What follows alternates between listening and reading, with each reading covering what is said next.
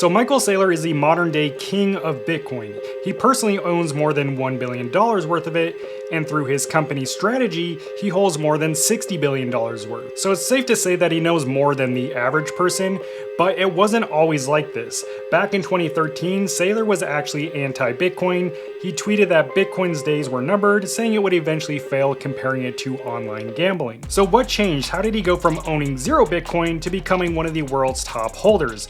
That's exactly what we're uncovering in this video. Saylor lives by what he calls the 21 rules of Bitcoin. But I have my 21 rules, and I'm delighted to share them with you today. So if you're trying to understand Bitcoin or build real conviction around it, these 21 rules will force you to think about Bitcoin in a completely different way. Rule number 1, those who understand buy Bitcoin, those who don't criticize. I first heard about Bitcoin back in 2011, but at the time I was just a teenager and I was trying to buy stuff that I shouldn't have been trying to buy on Silk Road. I wasn't actually trying to understand Bitcoin or what it was. And this seems to be the case for a lot of people even today. They don't understand Bitcoin, so they choose to criticize it. And by the time something is fully understood, it's usually too late and the opportunity is gone.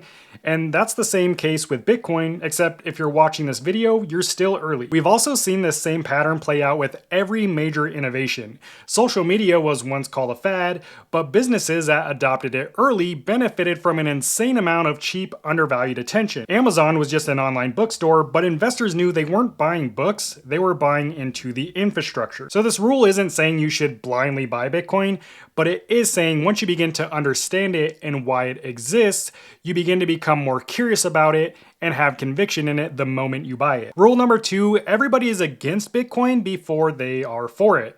When I first heard about Bitcoin, I wasn't necessarily against it. I did think it was silly though, so I instantly rejected it. But that's just a normal human reaction. The first response isn't usually curiosity, it's rejection. When credit cards were first introduced, banks didn't trust them, merchants didn't accept them, and consumers didn't want to use them over cash because they thought they were risky and unnecessary. I just hope it doesn't slow things down at the cash and carry, that people are going to be having to call New York and get the confirmation or whatever it is, because when I want a Whopper, I want it now. But now you fast forward today and everyone uses a credit card. Bitcoin follows a similar pattern, so when you see banks, politicians, or institutions attacking it, that's not a sign that it's failing, it's a sign that they either don't understand it yet or they don't know how to regulate. And almost everyone who owns Bitcoin today started out the same way. Michael Saylor is a perfect example. Skeptical at first, supportive later. Rule number 3, you will never be done learning about Bitcoin. Now, I'm not sure how many people claim to know everything about Bitcoin. I sure don't. But if you think, or you know someone who thinks they know everything about Bitcoin, that's a sign that they don't. Not because Bitcoin is super confusing, but because it's constantly evolving. It's not a software that you learn once and move on from. It's a technology, a money system, a global network with incentives that continue to change as more people use it and as time goes on. The protocol, which are the rules Bitcoin is built on, is fairly straightforward. In essence, it's a decentralized digital money system that allows people to store and send value without a bank or a middleman. But how people build on it, use it, and regulate it is still evolving. And I think the main takeaway from this rule isn't to be overwhelmed with Bitcoin, but to be excited about it and know that it's a journey. There's no finish line. You'll never stop learning about it. Rule number 4, Bitcoin is powered by chaos. Now, this is where Saylor begins to get a bit more abstract. But under this rule, there is a very clear message that actually makes a lot of sense. Most investments depend on things going right. If you put your money in a bank, you're trusting your country and its financial system to remain stable. If you buy stocks, you're trusting the people running the company to make good decisions. If you buy real estate, you're trusting the government to enforce laws and protect property rights. But when trust breaks, those systems start to fail. Saylor uses World War II to explain this example. During the war, buildings crumbled, companies failed, and money lost its value. But Switzerland, they stayed neutral because they kept their banks open, and money began to flow into their banks because that's the only thing that they trusted at the time. Bitcoin is designed to play a similar role, except it doesn't need a country or a bank. It will continue to thrive even when trust is lost because it doesn't rely on any one person, it relies on its own rules. Rule number 5, Bitcoin is the only game in the casino that we can all win. When you walk into a casino, every game is designed so that the house wins. You might win a little bit, but over time, time, the odds are stacked against you, and most financial systems are set up the same way. Certain people get advantages, others control the rules, while most of us just lose silently without even realizing it. But in Bitcoin, there is no house, there's no company, there's no government, there's no insider that can change the rules at a fundamental level. Meaning the total supply is fixed at 21 million Bitcoin, the rules are public and anyone can read them, and we all have to play by the same rules and no one person can change the rules. And that's what Saylor means when everyone can win. Not necessarily that everyone is going to get rich, but the system isn't rigged against you. We all have the same opportunity. So the only way you really lose in Bitcoin is either you don't participate at all, or you get out too early and you don't benefit from your conviction and playing the long-term game. Rule number 6, Bitcoin won't protect you if you don't wear armor. So this is obviously another abstract or more metaphoric rule with a lot of meaning, and actually my entire channel is really based around this rule, so it does resonate a lot with me. Bitcoin can protect you, but only if you use it correctly. Simply buying Bitcoin isn't enough. If you don't control it, someone else can take it from you. If you leave it on an exchange or in an ETF, you're still letting someone else manage your money. Or if you don't secure it, you could lose it to hacks, scams, or a straight up confiscation. That's what wearing the armor actually means. You shouldn't let someone else control your Bitcoin for you. You should self-custody it, aka control the keys that control your Bitcoin, and secure those keys using a crypto hardware wallet. That said, I linked my favorite Bitcoin hardware wallet in the description. It's one that even beginners enjoy using. I also dropped my full user guide for that wallet there, so if you want to properly secure your Bitcoin, definitely check that out. But it's not just about securing your Bitcoin. If most of your money is tied up in other assets that will ultimately fail you, then holding a small amount of Bitcoin also really isn't going to help you. Rule number 7, Bitcoin is one of the only things in the universe that you can truly own. Most everything we own in this world relies on someone else allowing us to own it. Owning Bitcoin doesn't rely on trusting a bank, a company, or the government.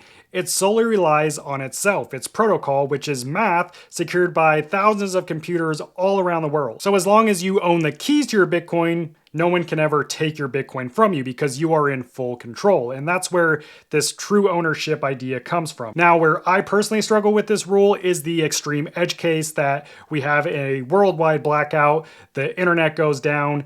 Now, if that were to happen, which is really unlikely, Bitcoin would actually still exist because it doesn't live on the internet. It's secured by thousands of computers all over the world. However, if we didn't have internet, it would be really hard or impossible to use, which would make it kind of worthless. But I guess technically speaking, yes, we fully own our Bitcoin and no one can take it from us. Rule number 8, everyone gets Bitcoin at the price they deserve. I don't know about you, but I am notorious for buying the top, and then I panic sell out of fear when the price begins to dip. And I think a lot of people still function this way, especially in crypto and with Bitcoin.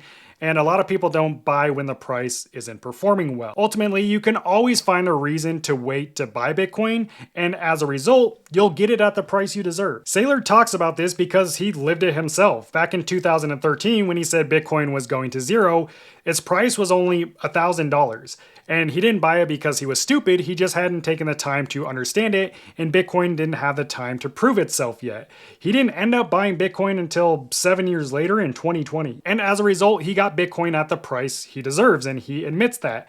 And the point of this rule is that it's not about timing the market, but rather, once you understand Bitcoin, you'll get it. Rule number 9, only buy Bitcoin with money you can't afford to lose. This rule is completely backwards to what I've been told my entire life. Only invest what you're willing to lose. But that phrase is usually thrown around when the odds are stacked against you. Gambling, speculation, stuff where the expectation is that, yeah, you're probably going to lose money. Saylor's point is that if Bitcoin really is engineered money, then thinking of it as gambling completely misses the mark.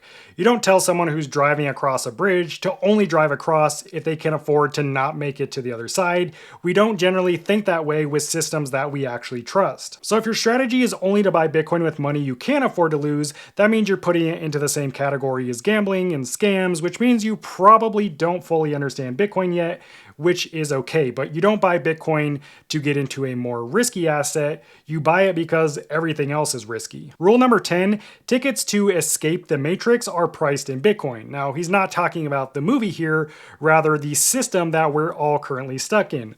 Working just to earn money that's losing its value. And you can't opt out of this system with cash because cash is a part of it. And so are all the other financial products. They're all controlled by these same institutions that want to keep us stuck. But Bitcoin exists outside of that system. That's why Saylor says it's the ticket out of the matrix. It's not a part of the current system that we're all currently stuck in. Rule number 11, Bitcoin insight is restricted to those who need to know. The reason most people don't understand it is because they don't need to. Their money still works, their banks still work, and their credit cards still swipe. That's why some super smart, successful people like Warren Buffett completely dismiss Bitcoin. And I think that people who are professional traders that go into trading cryptocurrencies, it's just disgusting. It's like somebody else is trading turds and you decide I can't be left out. Because he's already using a system that's done very well for him, so there's no urgency to look for an alternative. But once you understand that eventually the way we've been doing things could fail, inflation hits, banks freeze accounts, money loses its value, then you start looking for an alternative like Bitcoin, only when you need it. And we've already seen this in places like Venezuela where they were forced to look for alternatives. Their currency would decline in value so fast that it basically became useless. I mean, they would get paid, and within weeks they weren't able to afford basic necessities with that same money. Banks didn't protect them, holding cash didn't work, moving their money out of the country was restricted. There was no place that they could hold any value. So many Venezuelans turned to Bitcoin because it was the only thing they could hold themselves without anyone's permission. They could also move it without anyone's permission, and it protected them from inflation. In other words, Bitcoin makes the most sense to people who need it, and who knows, maybe we'll all need it soon. Rule number 12, all your models will be destroyed. A lot of us understand the world through the rules that we were taught, or the models, how money works, how inflation works, how the economy grows, but those rules come from studying the past and assuming the future will work the same way. That works until something new shows up. Bitcoin doesn't fit into all these boxes. It's not a company like a stock, and it's not even a government money. So when people try to judge Bitcoin using the same rules they use for stocks, commodities, or currency, it doesn't make sense to them. When a new system changes the rules, the old playbook stops working. You don't try to change the playbook, you just throw it out. So Bitcoin actually forces you to think what money is, how it's stored, and who controls it. And that might also mean admitting that the current or old system no longer works. Rule 13, the cure to economic ill is the orange pill. Bars. But what does that even mean? I think what Saylor is saying is that a lot of the economic pain actually comes from bad money. For example, inflation is slowly eating away at our savings, or at least those of us who even have a savings. Over time, that poisons everything built on top of it. Saving money doesn't work, long-term thinking disappears, and people begin to realize that the system might be rigged even if they don't fully understand how or why that's the way. In other words, the orange pill is just Bitcoin. It's a new type of money. It has a set supply, a clear set of rules, and no central control. So I don't think Saylor's argument is that Bitcoin magically fixes the world. I think it's that better money removes a lot of the hidden damage caused by our broken monetary systems. Rule 14, be for Bitcoin, not against fiat. You don't have to hate fiat currency just to believe in Bitcoin. And even people with investments, whether it's precious metals or real estate, still price, earn, and spend in traditional fiat money. That's just the world we live in today. So being for Bitcoin doesn't mean you're trying to tear everything else down. It means you understand that Bitcoin is a better option for storing value while you can still use fiat to live in the modern day world. Rule 15, Bitcoin is for everyone. It's not just for people you like. It's also for your worst enemy, people you don't trust, and people you don't want to see succeed. And that's kind of the point of Bitcoin. Everyone can win. Bitcoin doesn't care about politics, opinions, ideology. It doesn't care who you voted for, where you live, or what your beliefs are. Anyone can use it and no one gets special treatment. You don't have to like everyone that uses Bitcoin. You don't have to agree with everyone that uses Bitcoin. But the reality is, the more people who use Bitcoin, the better it is. Rule number 16, learn to think in Bitcoin. Almost everything that I buy, I think about in terms of money. But when you own Bitcoin, this can actually become a disadvantage, and what Saylor means here is actually pretty simple. If Bitcoin has been growing faster than almost everything over a long period of time, and it has, then it essentially becomes the new benchmark. That means any other investment has to be Bitcoin after accounting for risk, effort, and time. So Bitcoin is the new measuring stick, if you will. Some people come to Bitcoin thinking they can fix it, improve it, or outsmart it. They want to tweak the rules, redesign the system, or explain why it won't work.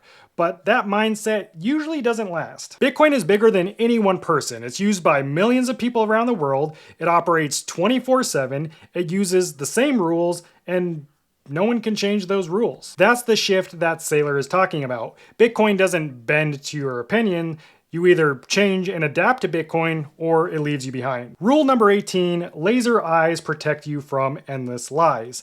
Now, laser eyes is a popular meme used in crypto culture, but Saylor isn't talking about the meme here, he's talking about focus. Bitcoin attracts distractions. That's just the way it is. If you're in Bitcoin, then you're probably looking at other stuff too. It could be a new crypto, a new technology, just the fastest way to win. And generally, they all sound convincing, but they never offer a better solution than Bitcoin. That's where a lot of people mess up, and I'm guilty of this too. And what I've noticed is that it generally comes down to greed and patience. We want to find that thing early so that we can benefit greatly from being early. But the truth is, most everything else, especially in crypto, really is just a distraction. It's only there, it's only built to extract value, aka your money from you. It doesn't actually make your life better or provide utility or some solution that the world is missing. Bitcoin, on the other hand, has already survived all these things that have already killed all these other crypto projects and certain technologies that were just fads. I mean, it's already proven. So laser eyes is just a reminder to stay focused. Don't let them take your Bitcoin. Rule 19, respect Bitcoin or it'll make a clown out of you.